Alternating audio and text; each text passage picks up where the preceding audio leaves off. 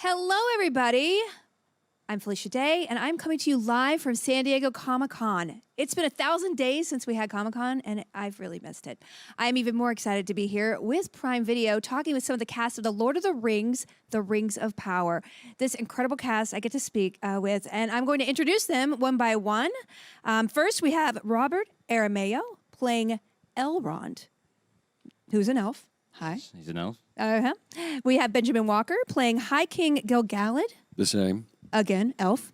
We have Charles Edwards playing Lord Celebrimbor. He's an elf. Also elf. Okay, so we have elf.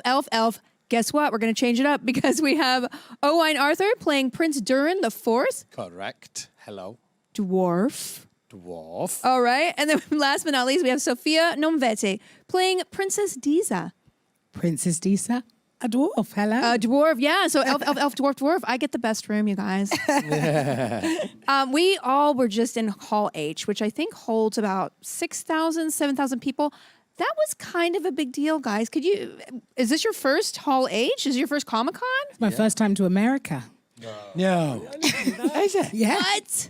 How's it going so far? It's all right. It's not always like Incredible. So what a way to start a journey and start an introduction to this wonderful country. I think that panel was probably the most epic and this is my 12th Comic-Con, you guys. 12 Don't look like I'm old or something, Ben. And No, I'm impressed by your longevity. oh boy, that's a terrible thing to I'm not say to a helping at all. lady. Oh, Keep digging, keep digging. So sorry. No, but it was. we've only just started. This has gone very wrong. Want to get out of the hole? Put down the shovel. It was one of the best panels I've ever seen. It was stunning. What was your reaction to the wraparound video? I've never seen that before. Yeah, it was intense, but amazing. It was only right at the end when they put the lights on, and then I realized how many people were actually there. But I was the same. I thought it only went up to a quarter of the hall. Yeah. And then the lights came on, and then it came on. And then, I mean, people were this big at the back. Yes. Yeah, it goes on and on. It's a vast Not sea. I don't think they were dwarfs either. No, they didn't have to do the scaling thing, which I'm sure you Yeah, do exactly. a lot. We might use that. Yeah. Charles, have you ever been to a Comic-Con?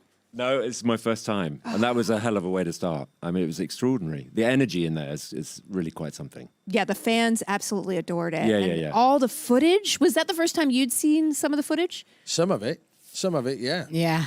First time I have.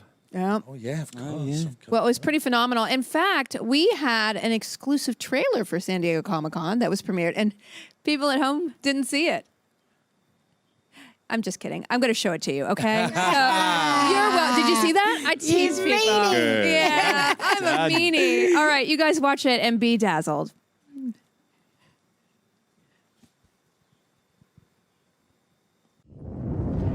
Pensavamo che la guerra finalmente fosse finita.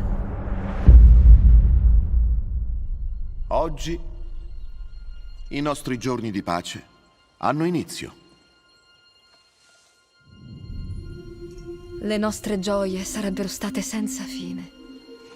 La nostra luce non si sarebbe mai attenuata. I cieli sono strani.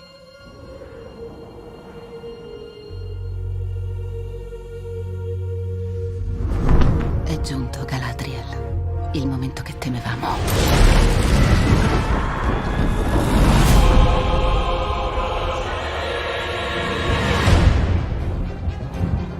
Il male non dorme. Attende. Oltre l'oscurità, tentando l'ombra, a seppellirci tutti sotto la montagna. Egli non ha un nome solo, ma molti.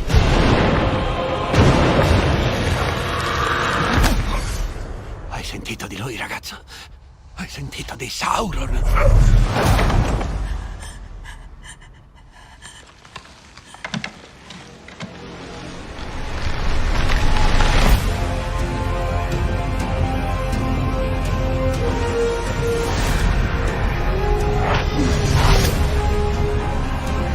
Se il male che sorge si lascia incontrollato, ci prende tutti.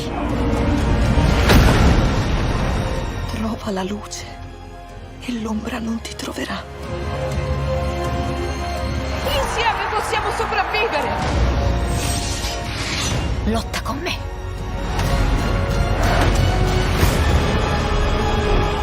Ognuno di noi deve decidere chi noi saremo.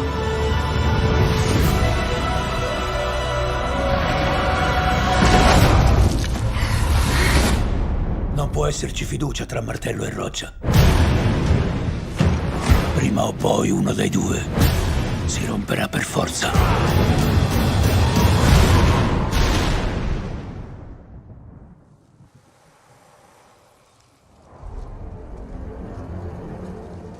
Ti hanno raccontato molte bugie sulla terra di mezzo.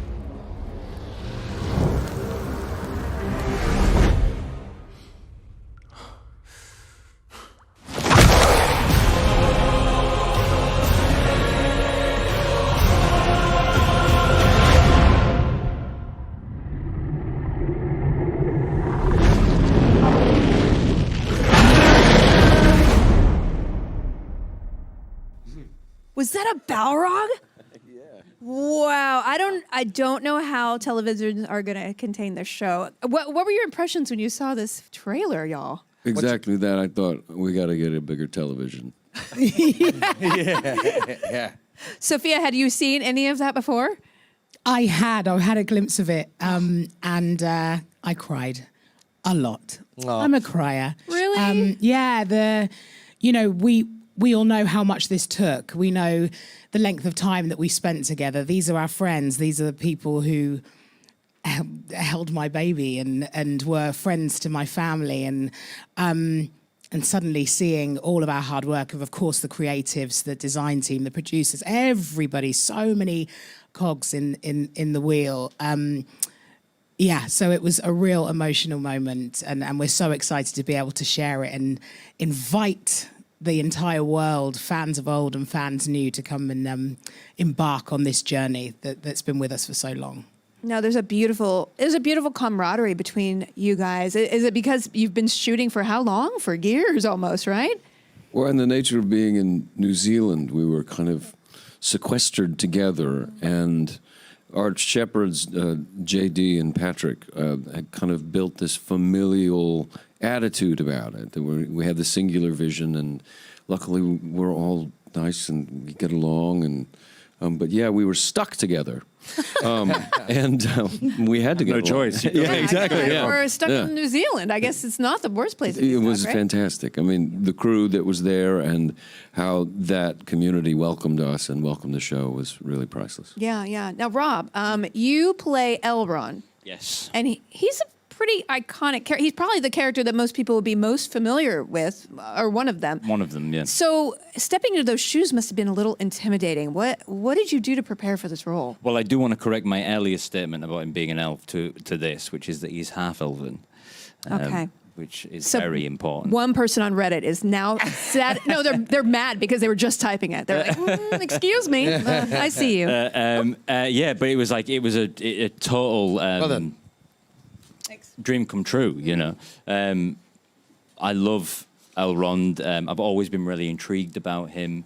And I really was interested to take a character that, is in such a different place in the Third Age, in the books that we know, and sort of trace it back and see where he came from. And, he's a very famous past, which was really exciting to explore. Yeah, and you did a lot of Elvish research. Did you study Elvish? I mean, I'm sure you had to do some in the show, right? Yes, and yes. When you explore the language, it's just another way of understanding the professor, and his work. So it was all kind of part of that. But I started by just being like, right, I'll find the Elrond bits, Of course, every actor's like, where do I do? What I do? What I do? Am I dead? Okay, great. Right, let's go. Right, but then, once you delve into the first stage material, you realise that the texture to it and everything is connected to everything, and so most of that stuff is directly or indirectly related to Elrond. So it was it was fun to sort of play historian, a little bit You're kind of a stage. nexus. Your character is kind of a thread throughout all the stories. So, Yeah. it's Yeah. pretty cool. Owain, Yes. you're so much trouble. I don't know how your mom I'm raised a you. good boy, and my mum is the best in the world. I definitely want to have a drink with you later. Anyway, so I hardly recognize you now because of what you look like on screen. You play Prince Durin the Fourth, and Correct. you have a much different look. How was that process? Yeah, I mean, it was a process. Like how much of a process? It was a 3-hour process each morning and a 45-minute process to de-rig, to take everything off. But yeah, it was an interesting, at times quite emotional, I'm not going to lie. You weren't expecting that as an answer, Why? right? Well, it's what just kind emotion? of just because of the of being sat down there for hours and getting to know the guys who do the prosthetics and kind of getting to know them and watching Durin. There were various stages of putting the prosthetics on. Mm-hmm. The nose was the first thing, and it instantly turned me into an old man with a massive smile. And then after that, the wig went on, which kind of, let's say hello to my mum again. I looked like my mum. and then the beard came on. There was various different. The beard is in about 16 pieces. So this came on, then that came on, that came on, that came on. And then Wow. Do you remember when we were rehearsing that scene and you came in, but you were in like a state of half undress on the prosthetic? Yes. Yes. And it was only halfway through the rehearsal of this dramatic scene that we realised that you look like your mother. I think yes, yeah, this is it. This is it. Yeah. I look beautiful. You did look beautiful. Thank you.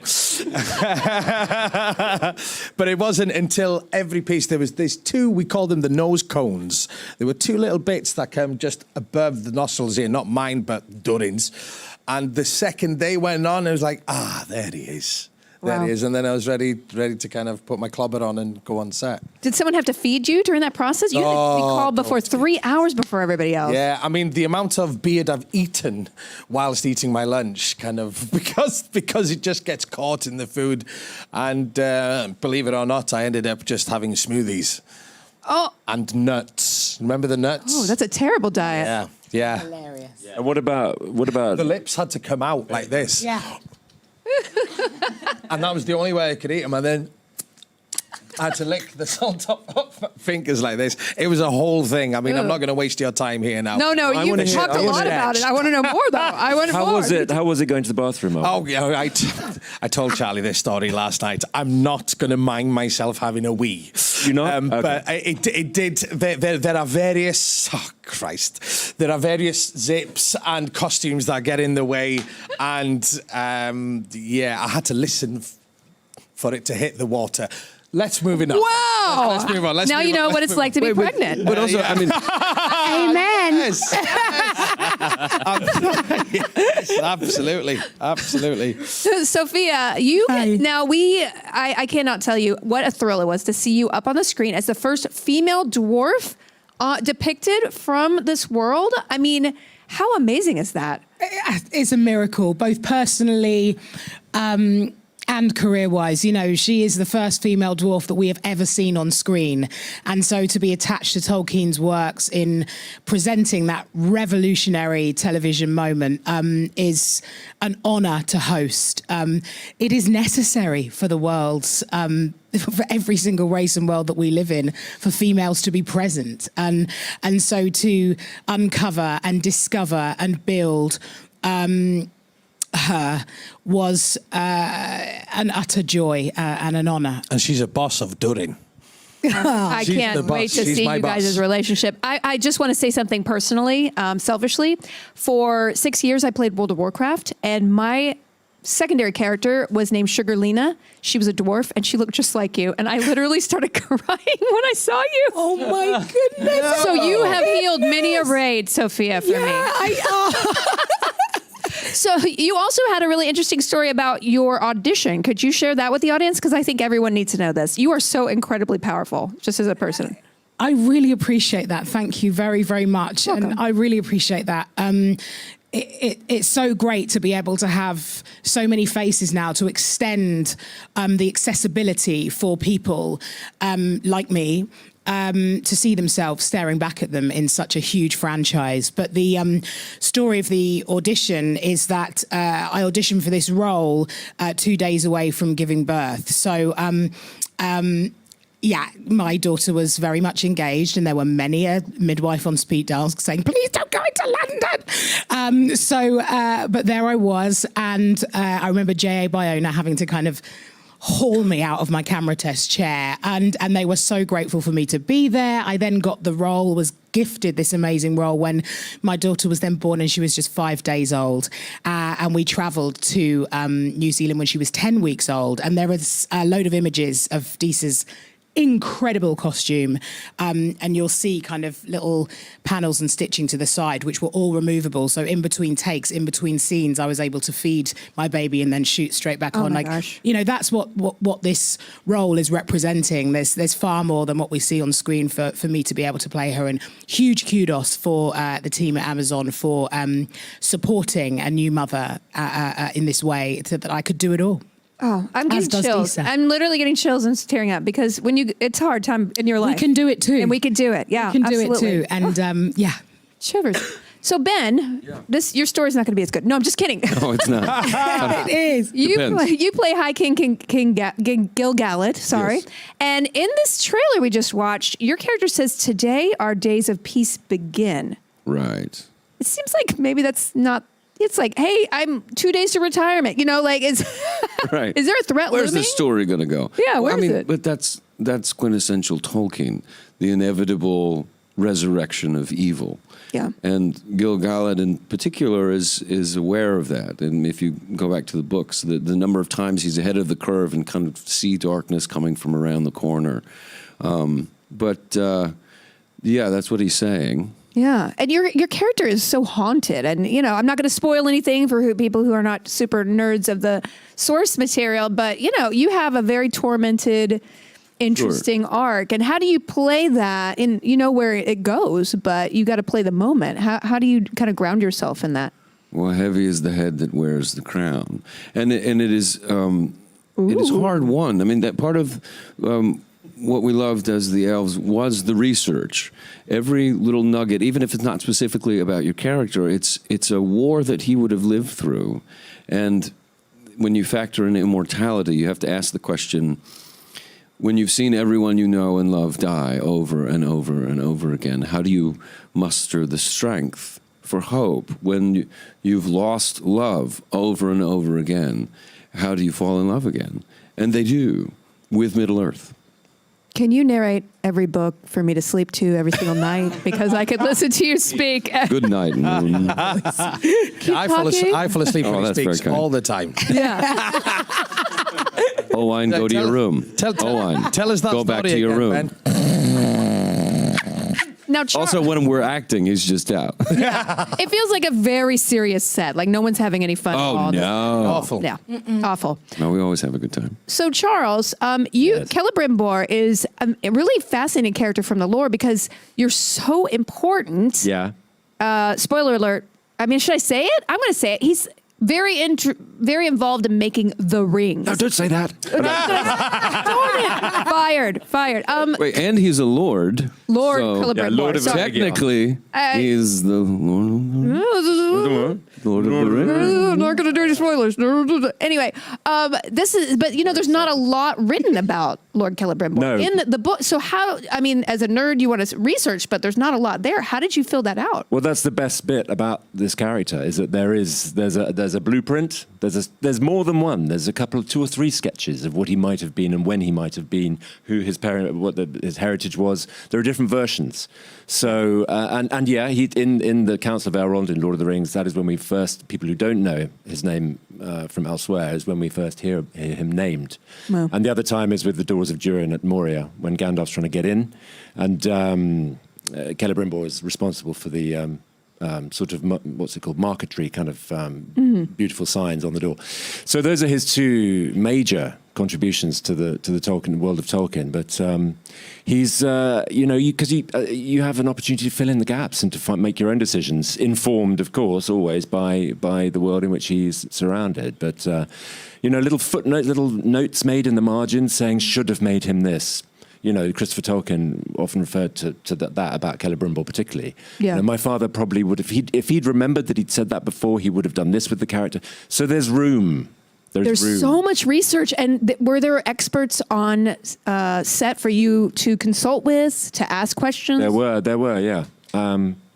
Griff. And Rob. And Robbie Romeo. That's very true. I mean, yeah, I want to say you definitely are thorough. Did you come into this being a huge geek about Tolkien, and then maybe, or did it just create a passion for you? A bit of both, really. I didn't know anything about the fair stage when I took the job, but I loved Lord of the Rings. And so when I got it, was kind of like a really great excuse. I mean, but what I said earlier was true. Like, I just felt like it was, you know, it was like if he were here, he would know more than anyone. You know what I mean? So, like, I just kind of took the stance that it would be most fruitful to learn as much as I could and to sort of just throw myself into it, you know? And I loved it because then it sort of sparked debates on set, you know? Sounds like the best set. You're having arguments over Tolkien mythology. Debates. And we get paid for it. Yeah. We go to work as we do at work. Yeah. But the text is that dense that you do have the opportunity to interpret and reinterpret and reinvest. And every time you go back to the source material, you learn something new. Yeah. So that's incredibly, that's the gift that I keep getting from it. Yeah. Yeah. And words mean something different, you know, if you're talking about oaths or curses or promises, you know, these words mean something different in this world, you know, because there's magic in this world, both, you know, and so things like that, rediscovering things and seeing how they fitted into our world was like a really interesting sort of thing to talk about, as we did, all of us together. Yeah. Did any of you, I mean, not mythology aside, did any of you have any other skills that you had to train to do on set? Fighting, dwarving? Calligraphy. We had calligraphy lessons to write Elvish, and I've always been very into it myself. And so I was very excited to do that. And as a kid, I was obsessed with Lord of the Rings.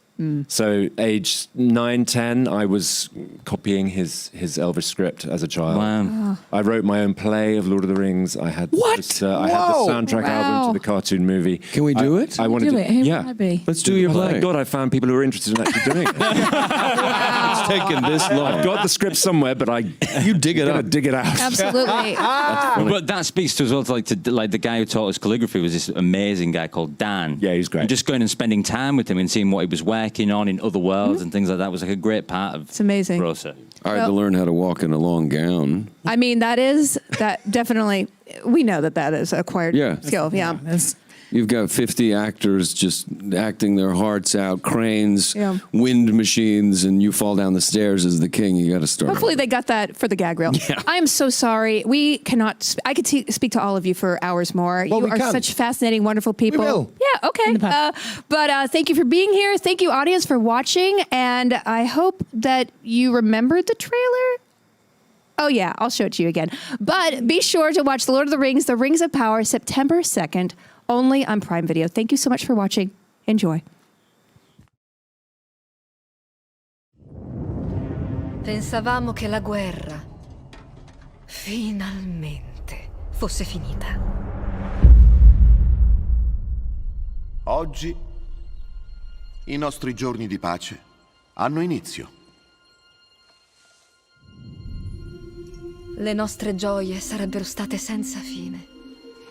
La nostra luce non si sarebbe mai attenuata. I cieli sono strani.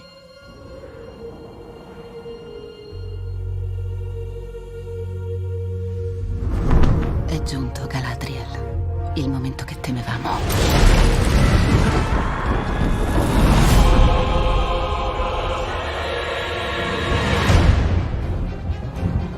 Il male non dorme.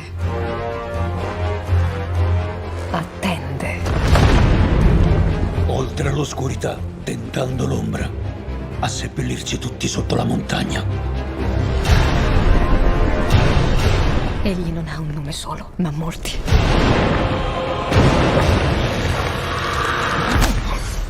Hai sentito di lui, ragazzo? Hai sentito di Sauron?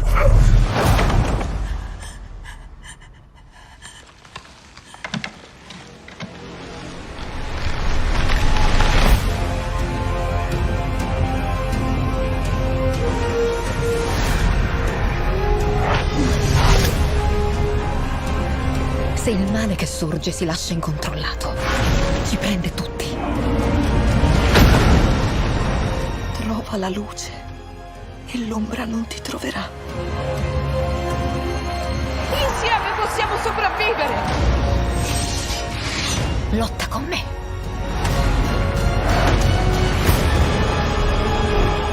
Ognuno di noi deve decidere chi noi saremo.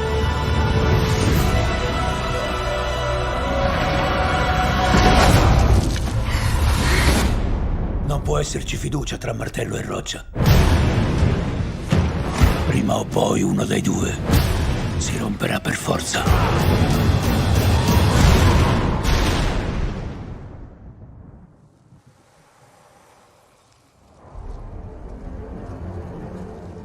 Ti hanno raccontato molte bugie sulla terra di mezzo.